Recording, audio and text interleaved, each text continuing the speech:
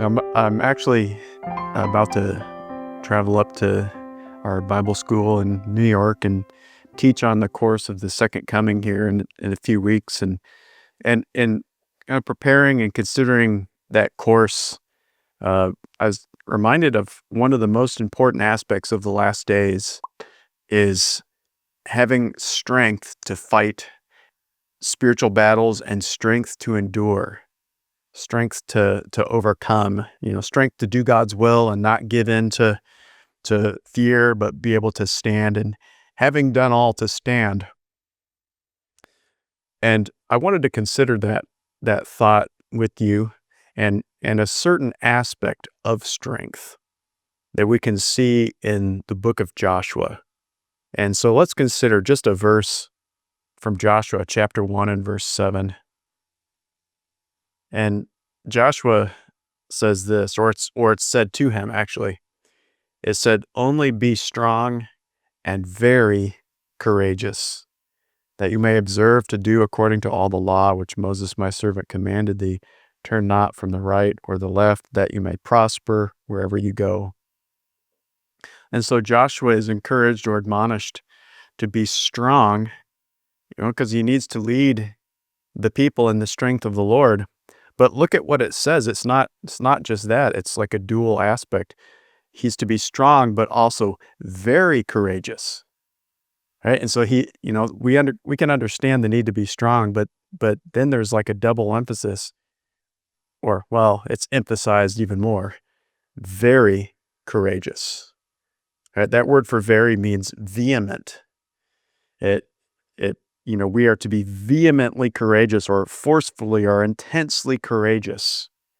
And it kind of gives the idea that we can be strong and have a measure of strength, but if we're not courageous to use that strength, then we fall short.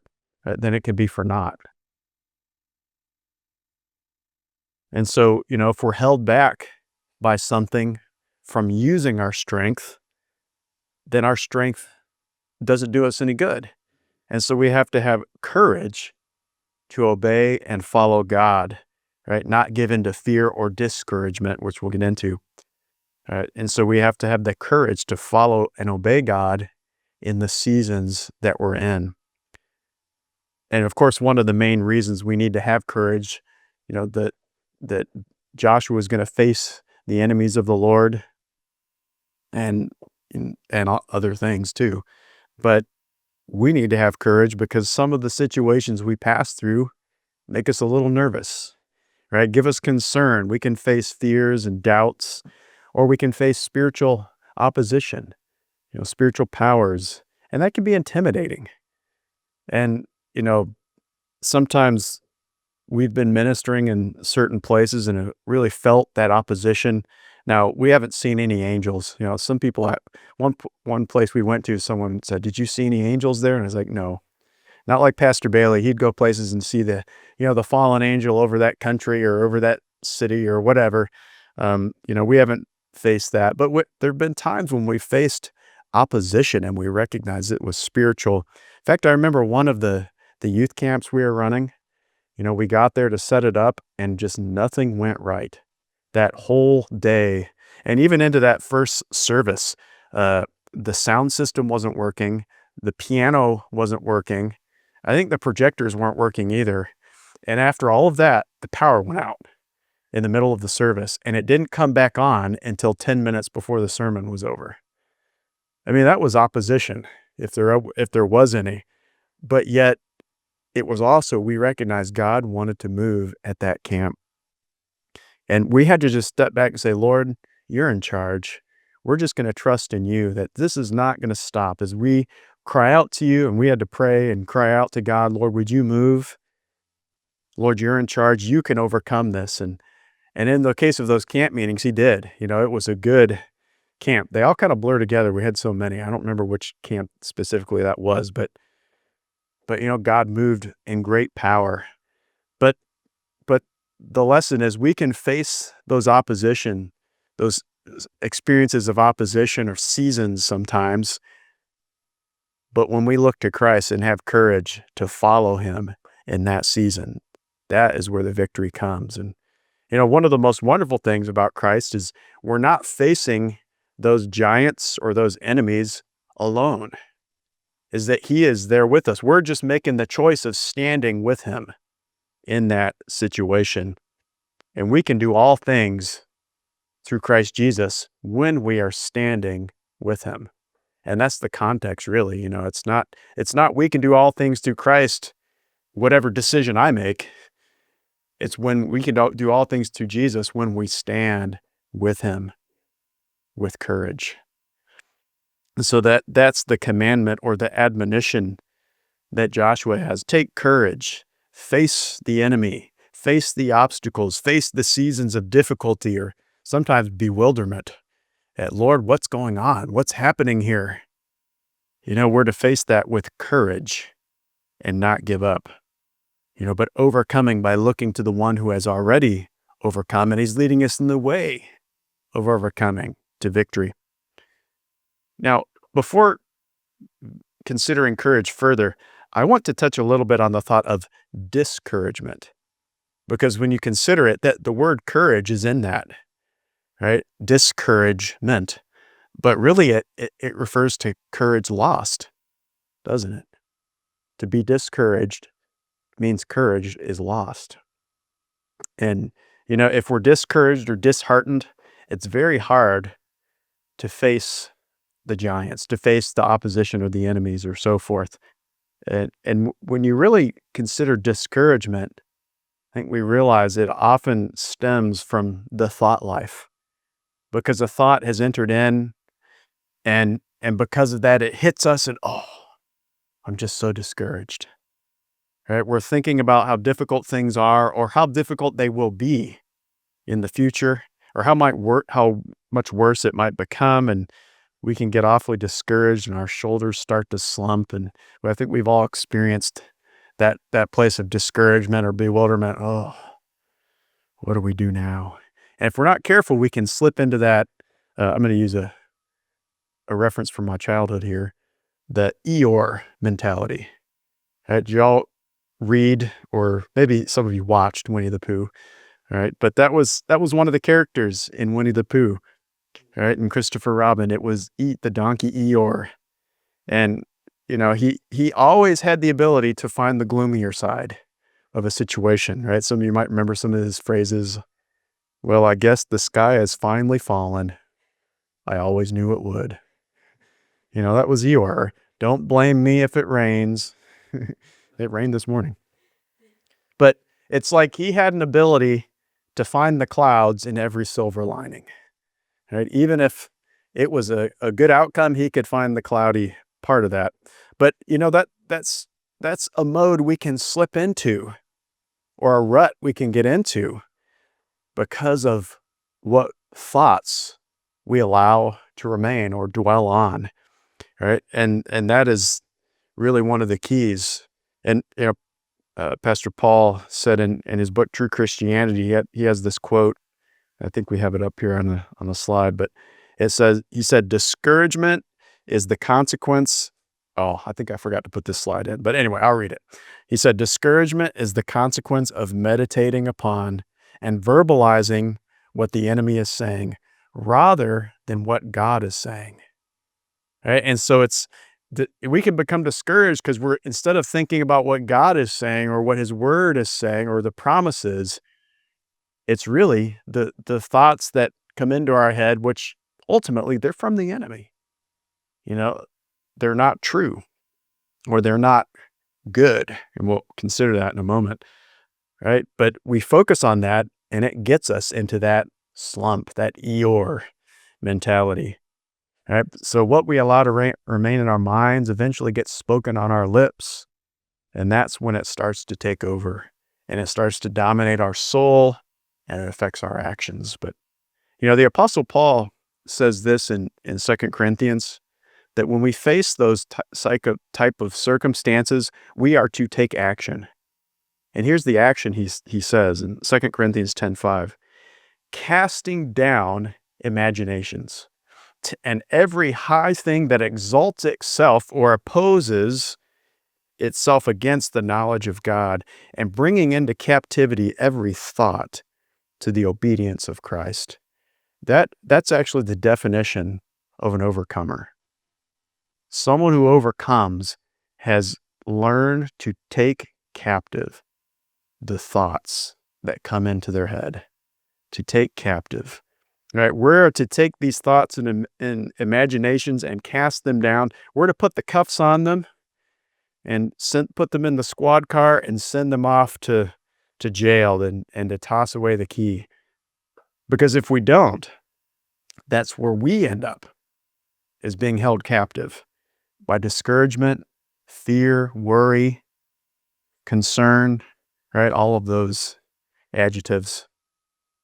Sometimes we can have overactive imaginations, right, man? You need an imagination to write good stories or different things, but, that could be to a detriment if we start, imagining all the scenarios that could take place and all the things that could happen and the trouble we could face, right? We've probably all start thinking about worst case scenarios in a situation, and it can affect our spirit. Right? We can become concerned or agitated and makes us upset. We lose our peace.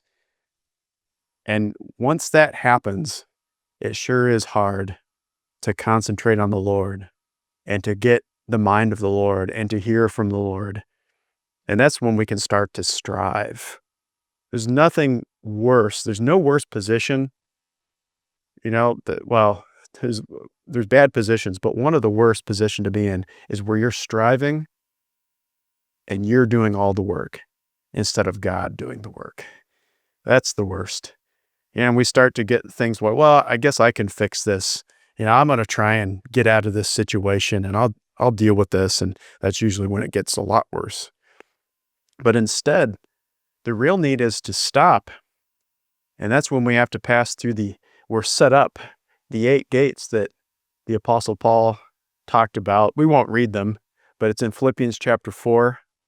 And we have to set those gates up and pass our thoughts through the gates. Is this true? I really think that the vast majority of those thoughts and those concerns don't even make it past the first gate. Is this true? Well, until the Lord confirms it, it shouldn't pass through that gate. Right? And we want to take that to the Lord. Is this true? Is this thought true? And is it worthy to let remain in my mind, in my spirit? Of course, the other gates, is it honest? Is it just? Is it pure? Sometimes it's true, but it's not pure. And so we don't want to let that impure thought stay there. Is it lovely? Is it beautiful? Is there beauty I can glean from this? Is it a good report? That's going to be significant in a moment. Is it virtuous? Is it praiseworthy? All of those things, all of those types of thoughts, those are thoughts that edify. They build us up. But worrying and anxiety, and the fear tear us down. And so when we identify them, we can say, oh, you're not qualifying to pass through that gate. Nope. Put the cuffs on it. I'm taking this imagination or this thought captive for Christ so that I can stand with him in courage. Now, back to that thought of Joshua and, Israel, we know the story about that whole generation that perished in the wilderness. They faltered there because they didn't take something captive. And we can directly relate it to what Paul was talking about, right? It's the story of the 12 spies and, the 10 spies. What did it say? They brought an evil report, a bad report. And Numbers 32:9. It says, and when they went up into the valley of Eshcol and saw the land, they discouraged the heart. They stole the courage from the heart, or you could say they destroyed the courage from the heart of the children of Israel that they should not go into the land which the Lord had given them. They put this thought in their minds. And Israel, the people started to imagine all the worst things that could happen. What would happen if they had to go in and face the giants and how much bigger they were and how big their cities were. They were taking no thought of what the Lord could do, right? They had no imagination with the Lord. And, But who would have imagined that one of the first cities they'd face, the Lord would just literally knock those big scary walls down to the ground? But he did. You see, they needed more imagination with what the Lord could do than what those giants could do. But what they did is they failed to set up that gate. Now, here's the thing. You have to have all the gates, because it would have passed the first gate. Everything those spies said were true, but it still destroyed them in the wilderness. What was the gate that should have caught that? Is it a good report? And it wasn't, was it? It was a bad report. It was a report that would steal and destroy their courage. And that's where we have to make sure those gates are set up for, and that could be what we think, what we talk about, what we focus on, what we discuss. We want to make sure it is not something that will destroy our courage instead of build it up. And they could have taken that thought captive right there and entered the land, but instead it destroyed their courage and they perished in the wilderness. And only the ones who had taken it captive and proclaimed the opposite made it in, which was Caleb and Joshua. They qualified because they took it captive. And so that's why it's important that we not allow our imaginations to run wild, whether positive or negative. Instead, we want to have the mind of Christ where he goes. And that takes courage to do that. Now, back to this thought of courage, I wanted to look at a definition with you with Webster's. I like the old Webster's. It's very Bible-based. But he defines courage as this. It says that quality of mind that enables men to encounter danger and difficulties with firmness, with valor, boldness, resolution, fortitude, implying patience to bear continued suffering. And so, courage is a quality of the mind and the spirit that faces difficulty and responds with a resolution to do what needs to be done. Now, obviously, courage, does not mean we're at perfect ease or peace or without any sort of concern. In fact, I think true courage, right, is facing those things and overcoming. Growing up, World War II stories and movies were kind of at the forefront, of things that I was interested in. And I've watched a lot of documentaries on that and interviews and, D-Day landings and so forth. But, of all of those documentaries, they were often asked, were you afraid? And I don't think I ever heard a single one say they weren't afraid. And we probably know if they said they weren't, they were probably lying or they were crazy, right? And they acknowledged that. They were very afraid. They had fear. But those heroes who got on the boats or jumped out of the airplanes, they were able to overcome and fight because they were courageous. And because of them, the world is a better place. But true courage is that ability to face the fear and then to follow the Lamb wherever he leads us. It takes great courage to follow Christ, especially when he leads us into the valleys, right? And sometimes he even leads us into the valley of the shadow of death. But David said, I will fear no evil because you are with me. And that's, he got his courage directly from the Lord. It's nice to follow Christ up the mountain, but it takes great courage to follow him into the valley. And so we have to have that courage. And there's different aspects of courage. Sometimes it's courage to fight. But another aspect of courage is courage to trust, right? Where we have to just trust. We have to trust under the shadow of the Almighty. The Lord's going to lead us into situations where we don't understand. We don't see the purpose. In fact, we see the opposite with our eyes, but it's vital that when we don't understand, we just, put our brain aside as best we can. And we say, Lord, I'm going to trust in you. And then in that trust, we have to have courage to stand to stand and stay in that place, right? Sometimes against the tide or against opposition, right? Sometimes God, we know what's right and we have to stand in it, and we have to do that sometimes with friends or with family or at the workplace, even when we have to pay a price for doing so. But we must be courageous to do so. In fact, that was really the whole key with Joshua.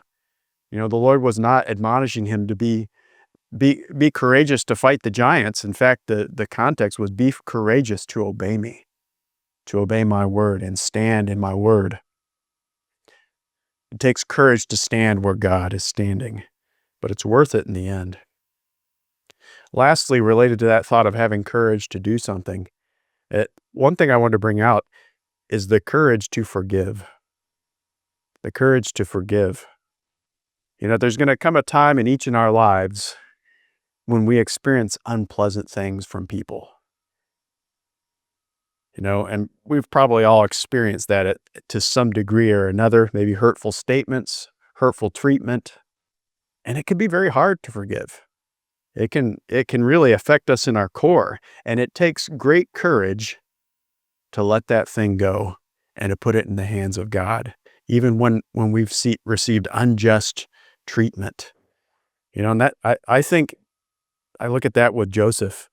He had great courage to let that go with his brothers because he had the ultimate power. He could have put them all in prison and said, "Ha, guess what?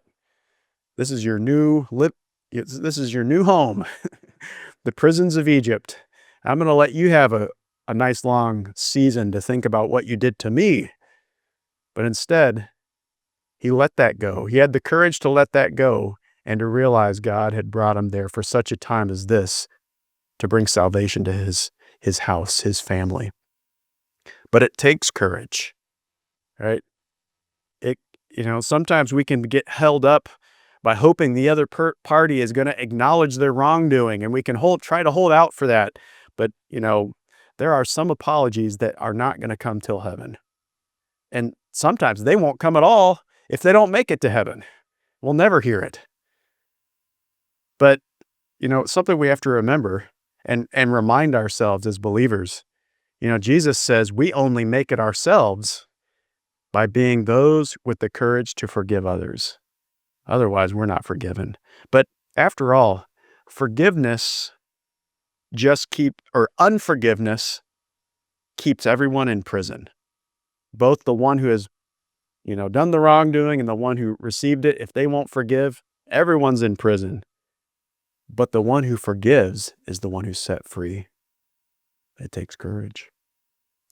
Now, just in closing, I wanted to consider this thought of how we obtain courage. It's not necessarily something we can work up. It is a decision, but it has to be based on something that comes from the Lord, right? We can't just wake up, well, today I'm going to just be courageous. I've decided I'm going to be courageous. But, looking back to the story of Joshua, of how he was admonished to be courageous, I was considering how, he prepared for that position of leadership and how he served Moses. And I was just struck by one aspect of his preparation that the scriptures bring out. In Exodus 33:11, it says, "The Lord spoke to Moses face to face as a man speaks with his friend. And as he went back into the camp, it said his servant Joshua departed not out of the tabernacle." Now, it's not necessarily the person who spends the most time at church, right, who becomes the most courageous. It does, and being in church has something to do with that. But I think it's that the courage to follow God on his pathway is found in the presence of God. And notice it says Joshua, he lingered in the tabernacle. It's as if he wanted an impartation of what he saw was going on between the Lord and his master Moses. Lord, I want some of that. Lord, can I have an impartation? And something happened. He received something in his heart that gave him what he needed to lead Israel after Moses. And that's why it's so important to spend time with the Lord and not let it slip, to come into his presence in his word, in prayer, in meditating, in speaking in tongues, and whatever it takes to get that life flow, because from that comes all we need. From that comes the courage to stand. Sometimes we can just check it off as, well, I did that, this, that, and the other, and we're not recognizing all that's coming into our spirit from those times. And it's so important, because we are coming into the day, when we're going to see wonderful things ahead. We're going to come into the promises to be a part of his glorious church, but it's also a time of battles, a time when we are going to need the courage to fight those battles and the courage to stand against the pressure of the spirit of this age. And the Lord wanted to make that clear to Joshua. And, just closing with this verse in Joshua 1 and verse 5, here's a promise. It says, "There shall not be any man be able to stand before thee all the days of thy life. As I was with Moses, so I will be with you. I will not fail you or forsake you." And so as the Lord was with those who have gone before us, those godly leaders of old, he will be with us. He won't fail us or forsake us. So let's take courage and follow the Lord, but remembering that taking courage, it involves taking every thought and imagination captive, to put those things in prison so that we don't stay in prison ourselves. And that having the courage to forgive, to trust, to stand, so that we might enter into the land and fight our battles and overcome through the strength of the Lord. Let's pray together.